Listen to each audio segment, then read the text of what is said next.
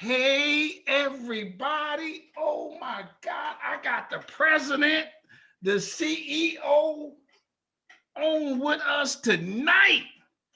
I didn't know if I wanted to put on a tie or not because I got the man on Strong Inspirations. I'm telling you, I'm bringing it to you straight, no chaser. I don't do the talking. I let them tell you the story so we can get it right. That's what we do on Strong Inspiration. You got to tell somebody about this channel. I'm telling you, it's good. It's gooder than good. So hit that subscribe button, hit that like this video, hit the notifications button so you get a little bing every time I upload one. And as you can tell, I'm uploading 2-3 videos a week or more. This one here is good. I'm telling you, I'm telling you, he the president, CEO, this the man in civil rights in America. And I'm not gonna tell you no more about it just yet, because I gotta tell you, I got this movie out, everybody. It's called Business in the Black, The Rise of Black Business in America from 1800 to 1960. Slaves that went to college. I didn't know they don't even teach that stuff in grade school. And I got lucky because I was doing a little research and I found out. And then I put it in a movie that's 75 minutes long. If you don't have a DVD player, you can watch it on your computer because it's streaming on Amazon. People like my movie so much that I wrote a book about it. The movie got some interviews with people who they family had a business in the early 1900s. The book don't have that, but it's got more facts and I'm more broad. And one of the facts, we talk about all the civil rights organizations. I don't know if I can say all of them, but you know, most of the big ones anyway. Well, I shouldn't say big ones. I don't get caught up on that. But we talk about a lot of the civil rights and social organizations and how Black folks network together. And I'm telling you that it's a fact in my book. It's really a chapter. And that leads into who we gonna talk to tonight, man. I say tonight because it's really nighttime, but it's mind-blowing. So get your copy of the book, and both of them are on Amazon, or go to my website, inspirationsbystrong.com, because I come at you strong. Strong stands for strength, tenacity, resilience, and a sense of oneness, nobility, and grace. Man, I'm so happy this guy agreed to come on my channel. I thought about it all day long. I really did. And he tell me, because I'm based in Detroit, right? He tell me he knows some Detroit people, and he went to the same college I went to. I probably saw his picture on the wall and didn't know it. All right, so that's enough of that. I'm gonna get it. I'm ready to get on it. Sir, would you please introduce yourself and tell us a little bit about yourself? Well, thank you so much for having me. First of all, I'm honored to be connected with Detroit again. I'm president of the Southern Christian Leadership Conference, SCLC. I'm Charles Steele Jr. In being in the position that I'm in, you know, I'm just a little country boy from Tuscaloosa, Alabama. And country has nothing to do with being rural. Yes. Out in the woods. Country has has everything to do with your mindset. Yes. And your exposure or lack of exposure. Yes. Okay, let me ask you this question. So you grew up in Tuscaloosa. You went to high school there? High school in Tuscaloosa, Alabama. Yes, sir. Okay. And then you was a good student or something like that. How did you be so good? I was a student who was ahead of the class. Being successful, first of all, you need to know your purpose in life. So let me go back a little bit further. What did your dad do, man? What did your grandparents do? Who put this in you? My dad was a pioneer. He dropped out of school in the 8th grade. And he finally went to adult class and came out of high school. But my dad had worked in the steel mill from a little country town called Thomaston, Alabama. And I used to say, Daddy, why did you leave Thomaston, Alabama to come to Tuscaloosa, Alabama? He said, if you in the rural or little country town and you don't own the town, you need to get out of there because you have no future. And I have vision. So you saw racial strife and all that back then? Grew up in it. Saw the colored water fountains. Really? The white water fountains. the back door, being called the N-word when the police stopped and said, boy, what you doing in this community? Did somebody ever call you that? Absolutely. First time I was called the N-word though. I heard the N-word, but it wasn't addressed to me by white folks. The first time I was called the N-word was in Dearborn, Michigan. Hello, yeah, I know Dearborn is bad. Hello, yeah. somebody. Yeah. I was working for the Boy Scouts of America. Yeah, the Dearborn is bad. Yeah. And I was having lunch, and I heard a group of white folks say, what that nigga doing up in here? Okay. Wow. Let me ask you this. So now your dad, he put this in you, and your grandfather and put this in you to devote your life to this? Well, no, God put it in me, first of all, to put me in the environment of leaders and preachers and folks who did not want to be spineless type of Negroes at the time. Did you have a job before you started doing SCLC stuff? Was you always a civil rights type person or something? Well, I first told you that I always had the explorer mentality within myself. I was one of the first Black city councilmen in the city of Tuscaloosa. Oh, and really? Okay. And like to have some input of involvement to say that we were able to get Mercedes-Benz to Tuscaloosa, Alabama. Okay. While I was a city council, and then I became a state senator, the first Black state senator from Tuscaloosa, Alabama, since Reconstruction. Really? So then how did you meet Dr. King? And then, you know. You're not gonna believe this. Yeah. The first time I met Dr. King was in Detroit, Michigan. And my cousin took me from the back of the line. I was 15 years old and carried me all the way. She kept telling folks, excuse me, this is my cousin. He got to meet Dr. King. Long line. He got to meet Dr. King. Dr. King signing autographs, shaking folks' hand, carried me all the way to the line. He said, Dr. King, my name is Tom Hunter, Sr., and this is my cousin from Tuscaloosa, Alabama, Charles Steele, Jr. One day he gonna be like you.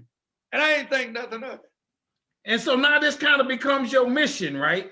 Yeah, but it was a gerrymandering journey. I got you. When I gave up my Senate seat, a state Senate seat in Alabama, to come to Atlanta, had no money, just built a brand new house for my wife. All the money that we saved went into the house and my taking care of my family. Yeah. But I went on the spirit and the conversation that God gave me on the Senate floor. He said, Steele, it's time for you to go to Atlanta. How did Dr. King start the SCLC? What's the backdrop on that? That was in 1955, you know, with Rosa Parks, which I was the social producer of the CBS Move of the Week of Rosa Parks. I was a social producer as when I Hold on, let me stop you there. You talking good. I got to start. You was the what now? I was a social producer with Angela Bassett and Dr. Tennille Stewart, who was over the theater at Alabama State University. I was a state senator. And Dr. Stewart and Miss Bassett, Angela Bassett, called me one Sunday morning. So we understand that you're a good fundraiser. I said, I'm the best, excellent fundraiser. They said, we got the Rosa Parks story going, CBS Move of the Week, Rosa Parks story going to Toronto, Canada. We want you to raise $300,000 in the next 7 days so we can bring it to Montgomery, Alabama, where it actually took place. My wife was cooking breakfast. I got you. Scrambling some eggs. She dropped the egg because she said, don't do it. You can't raise $300,000 in 7 days. I said, I can do it, Miss Baxley and Dr. Tennille Stewart. The rest is history. Okay.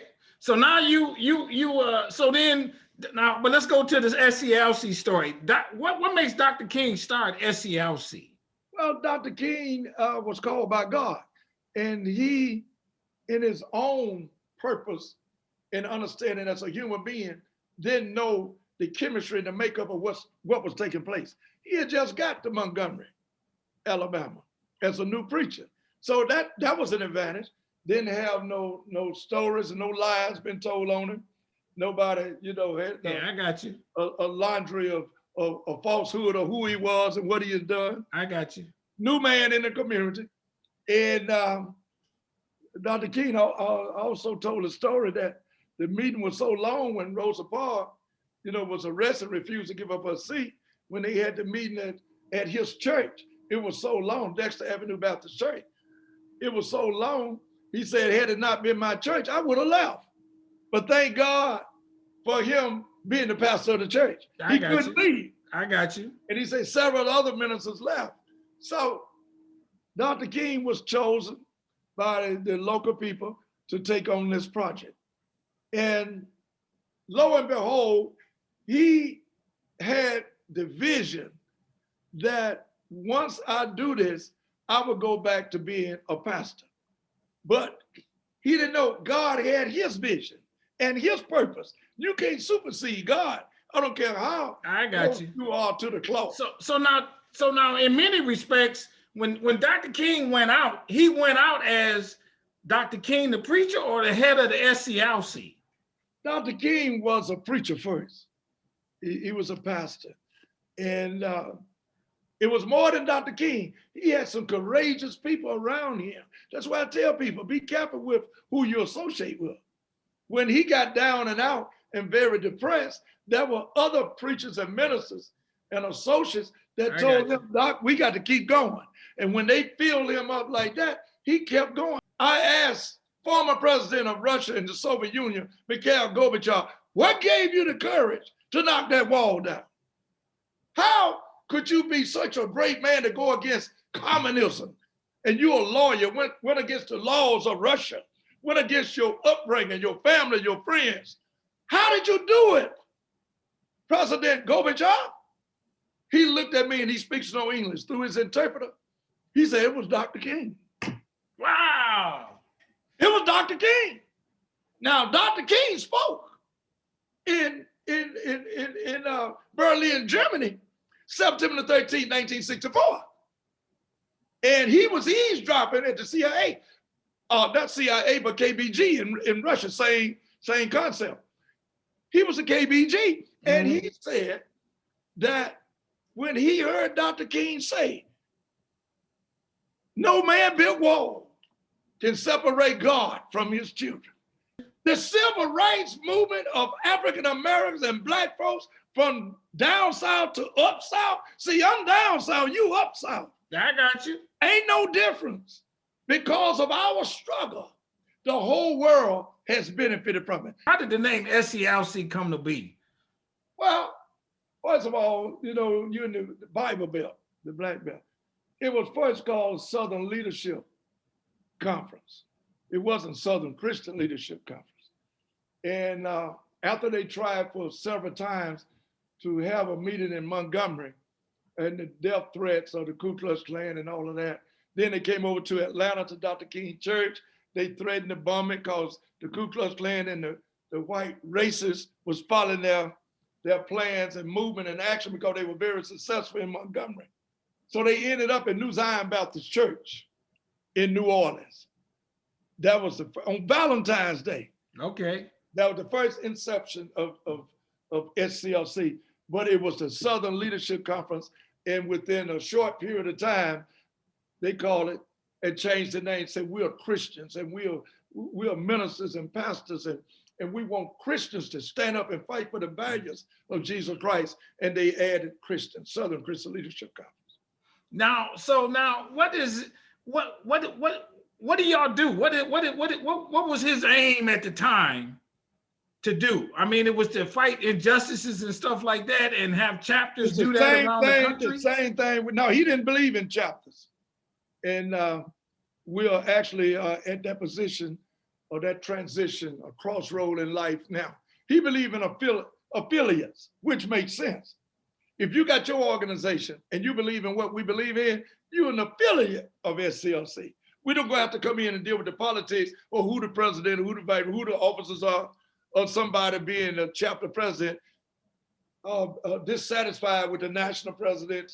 So if you got your own organization, we will be there as your sister and brothers in relationship in terms of affiliates. Dr. King didn't believe in chapters. I got you. I like and we that. do have affiliates. And I'm moving more, and my chairman of the board, Dr. Bernard Lafayette, we're strongly into the influence and enhancement of Dr. King's perception of affiliates. Now, has the SCLC ever come across some racist stuff to try to do something against you all? you know what I mean? Did like the KKK come to your building one night and try to bomb it or something like that? Did they ever have that happen? We always had that fight. Jealousy, doctor. Yeah. That came out of slavery. We never been healed from slavery. Do you hear me? Yeah, I got you. It's the fight from within that's more important to the destruction than the fight without. I got you. So now, I remember, now did y'all had programs and stuff like that throughout the years? Absolutely, we deal with programs all the time. And I know you was a bunch of. What has been y'all biggest achievement? Is there some come on, man, come program on. or something that y'all say has been the biggest We achievement? the West Point of civil rights, okay? Don't do me like that. Our biggest achievement, everything you doing right now, SCLC contributed to it and made it happen. Everything but 1954 Brown versus Board of Education. That was the NAACP. And I ain't knocking nobody. Yeah, I understand. telling you the historicity of the direct action movement of SCLC. Let me give you the 6 principles. Yeah, go ahead, yeah. Number one, what we don't do, most of us, gather information. What does that mean? Get the facts. Know what you're talking about. I got you. Number two, after you get the facts, you got to educate the people. The people got to know the facts. Number three, personal commitment. You have to make a personal commitment, even a supreme sacrifice, giving up your life for what is right. I got you. I like it. Number four, negotiation. You got to be trained. Dr. King trained folks. You don't have to have no PhD, not even a high school education, but you can be trained. Now we get confused and use number five as number one. Direct action, margin, demonstrated. Number six, reconciliation. You always reconcile. I guess I rest my case. Yeah, no, you just that's it. Now let me see. I got two more questions. I got two more questions. I don't want to give you the buffet. I'm gonna give you the spoonful. No, you own it. You own it. Let me say this. What shucks, man, you blowing my mind on this one. I live this stuff. Now the SCLC has had some really dynamic people associated with you all. Like everybody, said, the CT Vivians and the Shuttleworths. CT, one of my mentors, Dr. Joe Zalari. Yeah, my mentor. And we just got a magazine. It's in right now. Oh, I wish I could get that magazine. Yeah. I got Joe Zalari, Congressman John Lewis. Those are my mentors. Those are folks that I carry their water. Yeah, y'all got some big names on the roster over there. Andy Young. Yeah. The list just everybody. Annie Newhamer. She been involved. Man, come on now. She was mostly NAACP, but we coalesced with everybody. Doc, Ida B. Wells, didn't I read her name on there? Oh yeah, Ida B. Wells, with her newspaper and all. We coalesce, like I said, we have affiliates. So do y'all have a national convention? Every year, Doc. Every year. Every year.